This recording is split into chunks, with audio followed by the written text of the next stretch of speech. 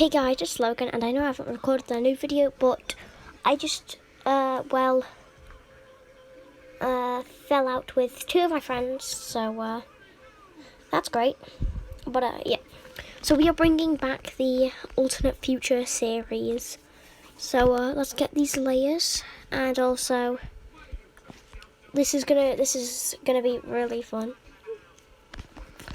So I'm actually very excited to bring the series back. Alright. So let's start off with this. Let's start off with a war here.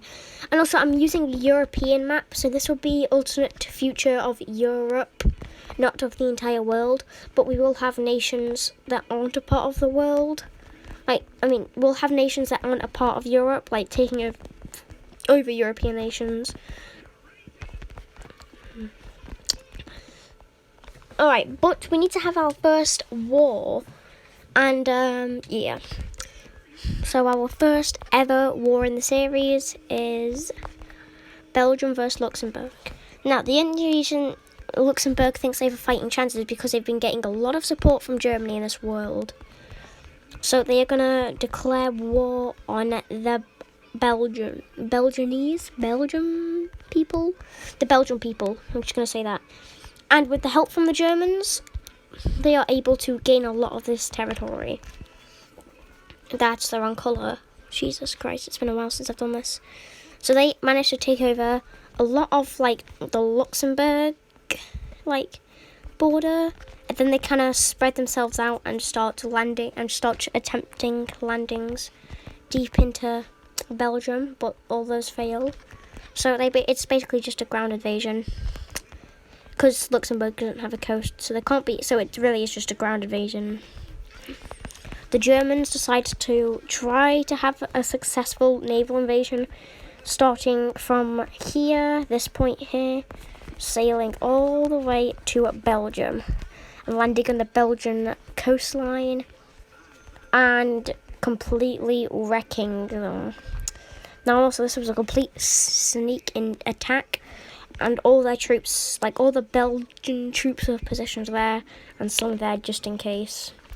So after the Germans meet their troops, they just kind of go in between and take out these troops and take out this.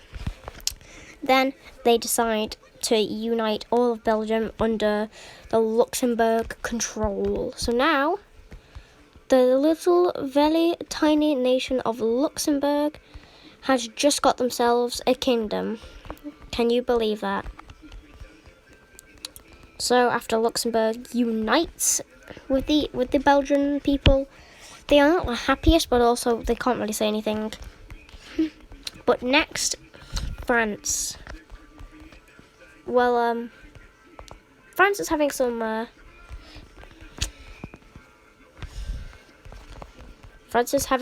money problems. They have started to export a lot more stuff to other European nations, including Russia, which put them on very bad terms. But then the new French Prime Minister, or the French President, decided, you know what? How about we just, sign an alliance with Russia?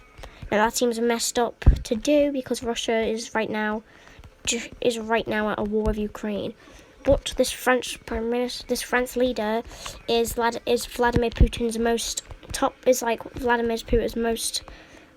his favorite supporter, and he's even met Vladimir. I don't really know what to call this man. I'm gonna call him Don. Don's a good name. So Don, or should I name him? I'm going to name him Tim. So Tim, very Russian name. So Tim is, he's quite happy. He's just not that happy because Russia can't really push any deeper into Ukraine. So, yeah. And also, I hope you guys like the new intro. I'm sorry there's no sound. I just don't know what non-copyright music to put in there. And also, if I don't put in music, I don't really know what to say. So, that's great. But Oh, okay. This is gonna take me a bit to outline all of Russia, but I'll get it done. Right, Future Logan, do a time lapse, please. Bum bum bum bum bum.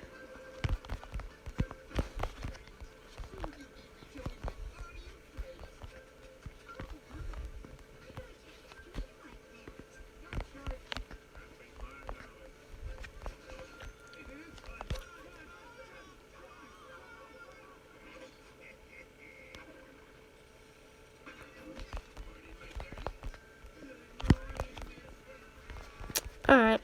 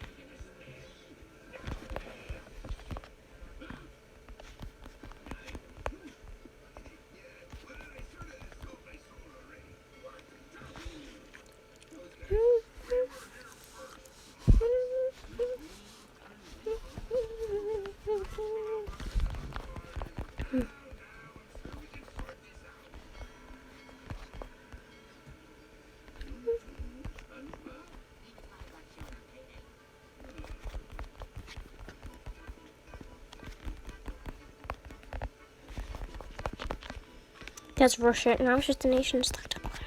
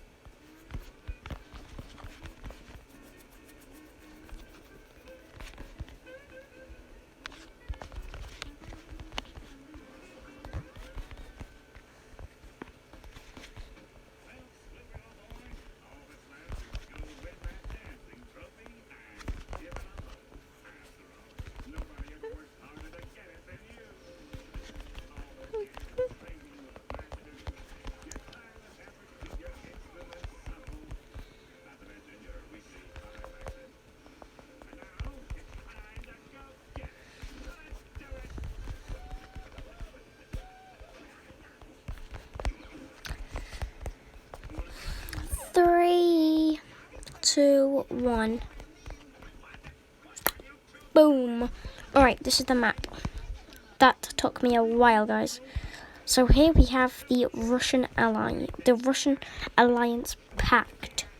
France and Russia. Maybe a couple Asian nations, I don't really know. Here we have just the normal, Russian haters. But let me just fix this. This is annoying.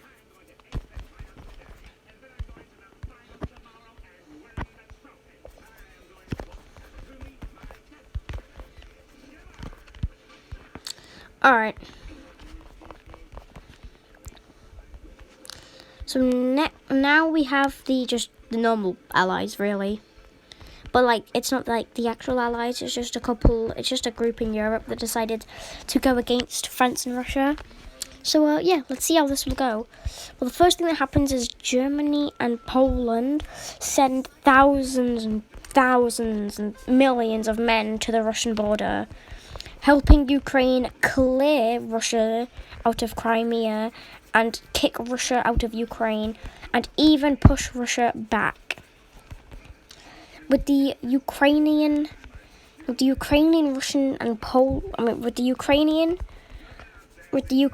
German and Polish troops all advancing into Russian territory, Vladimir Putin began to panic and ordered, basically it's winter now, so he ordered a bunch of Siberian men on the border, meaning that even though they're outnumbered, the Siberian men are not really trained. So they are still able to gather a lot of land, but it is also winter, and I don't think Germany and France and maybe Poland, but Germany is not used to this, and I don't think Ukraine is either. So they kind of just stop here, but the Siberians aren't able to push them back. But meanwhile in France, since the border is halted there, Germany sends some of their troops back to help with the UK, and now France is being pushed. France's border is now starting to collapse. It's now beginning to cave in, as well with Britain landing on very, I want to say key points, but they're basically doing D-Day all over again. Just it's way faster, since France has all their military all here. They also have some here, just so just in case if an African nation decides to join in the war. But that probably won't happen. Next thing that happens, though, is basically just the UK kicks France. And at this point, Paris is exposed. So the British decide, let's take that. Now that Paris has gone, though, a lot of French people convert. And the French president, Tim, is now living in the next best French city, or in the next best French area there on the border of Spain. But they do know if Spain were to join in the war, they would die. Now, with less people converting every single day, the borders kind of sort themselves out, and they renamed this area to Paris 2.0. So Paris 2.0 is functioning as another very cultural centre, but also doesn't share the same history. But with the French people wanting to get Paris back, they begin fighting a lot harder for their nation. And not everyone in the nation even likes Vladimir, so yeah. a lot of people had to die to do this. So France's population is now at an all-time low. But a lot of Vladimir supporting people are now here and are ready to kick butt. So now that France has pushed the Germans and the British out, it's time for them to do their damage. So they invade the UK from the same point that the UK invaded them, and then they are very close to London. They also decide to invade from Normandy and whatever this peninsula is called. And basically that just puts the UK in a very bad position. Cornwall is swiped and taken over very quickly, and the British military has never fought so hard since World War II. So that's great. After the Welsh citizens are also pulled into the war, it's also theorized that the French are flying over military planes to start a breakout there and there. Were they? Well, yes, but it wasn't very successful. With the Welsh being completely cut off from British, support, the only way the British can send stuff to the Welsh is via the Navy, and they need the Navy to blockade the Channel so no more French soldiers can come. So that means Wales is kind of on their own for this entire war, except for Northern Ireland, who is sending a lot of goods. But yeah, the rest of the British Navy is kind of arming the Channel so no more French soldiers can come, which is actually doing very well. They are defending the Channel a lot. But also, finally, the outbreak of French happens in Scotland, or at least on the border of Scotland, and then spreads all the way up into Scotland, and then they're about to take London. London is entirely surrounded. The French are grinding the British military down until one man from Northern Ireland helps gather a bunch of troops and then starts to help with the encirculation of London and other key towns. Where I live is finally liberated, and Wales is also able to push the French back and also gain some territory back. Cornwall gets its independence from the French, and London is no longer surrounded. But that doesn't mean that it's all good. The Scottish, first of all, the Scottish just destroyed the French. But that doesn't mean the French won't attempt another landing, which they did. And since they weren't expecting it, the French moved quite quick. And basically, this is just how the map looks for, in the UK for a while. The border is kind of shrunk down a bit. They're just in Cornwall. But they start invading Wales again, and they start to spread through Wales. But this time, they are still, the British are still defending the coast a lot. They are not letting that thing go. Basically, this is how the borders will look for, the rest of the French-British war. And now it's time for the French to focus on Germany. So after pushing into some deep military, this area of Germany is now heavily protected by the military.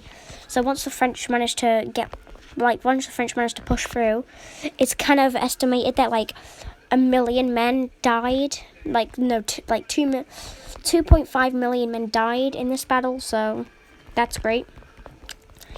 But also on this border here, Russia is also, it's becoming not winter anymore, so the Russians have to bring in a lot more Russians rather than Siberians.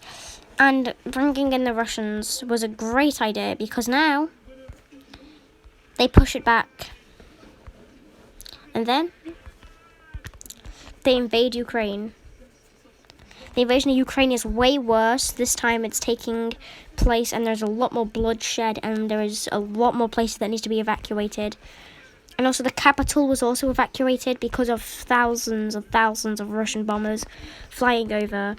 The Ukrainian capital was captured. Now Ukraine is on the verge of collapse. This area is now completely off charts of Ukraine. The people here are living in absolute fear as Russia begins to slam down on them. Finally, they all capitulate into Russian lifestyle. Finally, the rest of Ukraine begins to fall, but the Germans and the Polish arrive. now that it's not winter, and also since they're fighting in Ukrainian territory, it's a lot easier now. But yeah, basically everywhere is destroyed at this point. Ukraine is just rubble. Like this area, everything here is just rubble. And then basically the border just looks like this for the rest of the war, basically. That doesn't mean that there's no more chaos in Poland.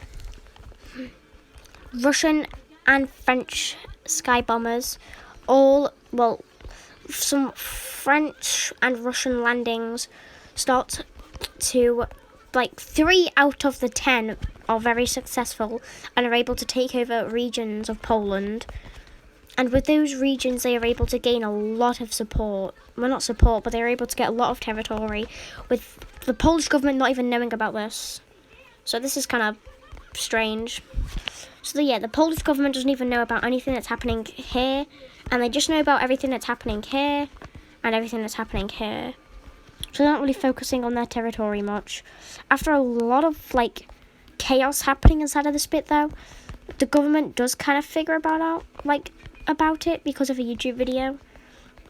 But that doesn't mean that, like, he believes it. He just thinks it's a skit. So that was until he realized that there are literally Russians inside of the Polish capital. Then that's when they start, like, actually solidifying their borders. And Poland is now on the brink of collapse. And boom, Poland's gone. And that gives the Russians another point to invade from. At this point, it's looking like the war is going to Russia. But if there's one person that has to say anything about it, it's Germany. Boom, boom, bang, bang.